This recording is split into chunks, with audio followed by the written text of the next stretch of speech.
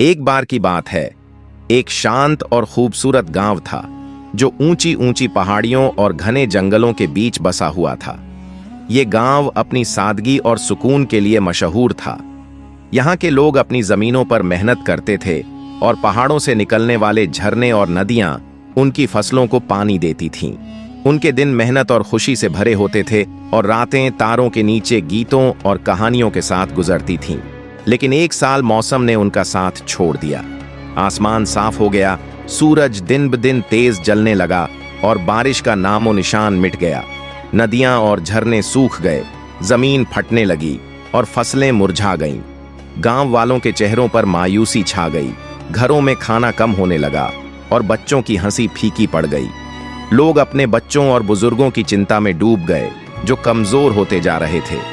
एक सुबह गांव के एक नौजवान लड़के कमाल ने ठान लिया कि वो अपने गांव वालों को इस हाल में नहीं देख सकता। उसने अपने पिता से कहा, बाबा, मैं गांव से बाहर जाऊंगा और कोई रास्ता ढूंढूंगा। हम ऐसे नहीं जी सकते। उसकी मां ने आंसुओं के साथ उसे गले लगाया और दुआएं दी, जबकि गांव वालों ने उसे अपनी आखिरी उम्मीद मानकर विदा किया। कमाल ने अपने साथ एक छोटा सा बैग लिया जिसमें कुछ सूखे मेवे और पानी की बोतल थी और अपने दादाजी की पुरानी छड़ी हाथ में थाम कर चल पड़ा। वो सूखे जंगलों, पत्थरीले रास्तों और सुनसान मैदानों से गुजरता रहा।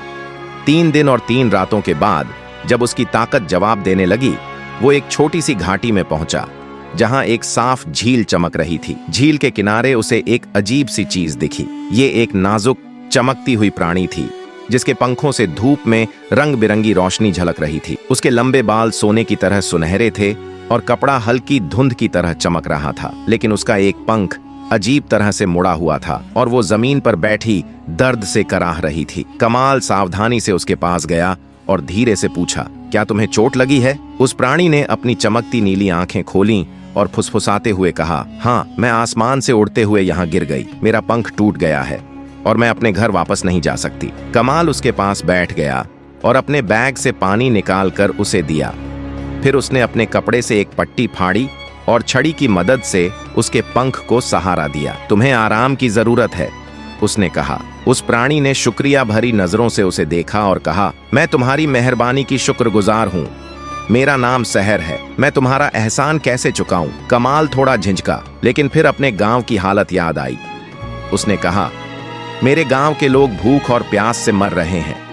बारिश नहीं हो रही और हमारे पास पानी खत्म हो गया है। अगर तुम कुछ कर सकती हो तो हमारी मदद करो। सहर ने गहरी सांस ली और कहा, तुम्हारा दिल साफ है कमाल। मैं अपने समुदाय की मदद मांगूंगी, लेकिन मुझे पहले अपनी ताकत वापस लेनी होगी।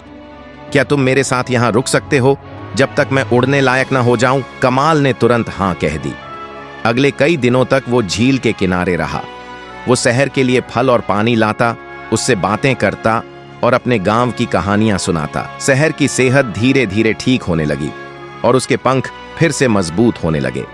एक शाम जब सूरज डूब रहा था, सहर खड़ी हुई और अपने पंख फैलाए। मैं तैयार हूं, उसने कहा, मेरे साथ आओ। सहर ने कमाल का हाथ पकड़ा और उसे हवा में उड़ा लिया। वो दोनों ऊंचे पहाड़ों और गहरी घाटियों के ऊपर से उड़ते हुए एक छिपे हुए जंगल में पहुंचे जहां रंग बिरंगी परियां रहती थीं।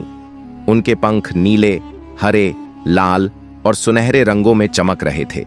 उनके कपड़े पानी की लहरों की तरह पारदर्शी थे और उनके बाल चांदी और सोने की तरह लहरा रहे थे। सहर ने उनसे अपनी भाषा में बात की और सबने कमाल की कहानी ध्यान से सुनी। उन्होंने फौरन मदद करने का वादा किया। रात के वक्त ये परियां एक चमकदार जुलूस की शक्ल में गांव की ओर उड़ीं। उनकी मौजूदगी से आसमान जगमगा उठा। जब वो गांव के ऊपर पहुंची, उन्होंने एक गोला बनाया और एक अजीब सुंदर गीत शुरू किया। उनके गाने के साथ हवा ठंडी हुई, बादल जमा होने लगे और आसमान से गरज की आवाज आई। फिर बारिश की बूंदें टपकने लगीं, पहले धीरे फिर तेज। सूखी जमीन पानी से भर गई, नदियों में फिर से जान आई और सूखे खेत हरे भरे हो गए। गांव वाले खुशी से चिल्लाने लगे, बच्चों ने बारिश में नाचना शुरू कर दिया और बुजुर्गों के चेहरों पर मुस्कान लौट आई। बारिश के साथ ही परियों का जादू खत्म नहीं हुआ। उन्होंने गांव के चारों ओर एक सुरक्षा घेरा बनाया ताकि आगे कभी सूखा न पड़े। खेतों में फसलें फिर से उगने लगीं और गांव की रौनक लौट आई। गांव वालों ने कमाल और शहर का शुक्रिया अदा किया। शहर ने कहा, तुम्हारी हिम्मत और मेहरबानी ने मुझे बचाया और इसके बदले हमने तुम्हारे गांव को नई जिंदगी दी।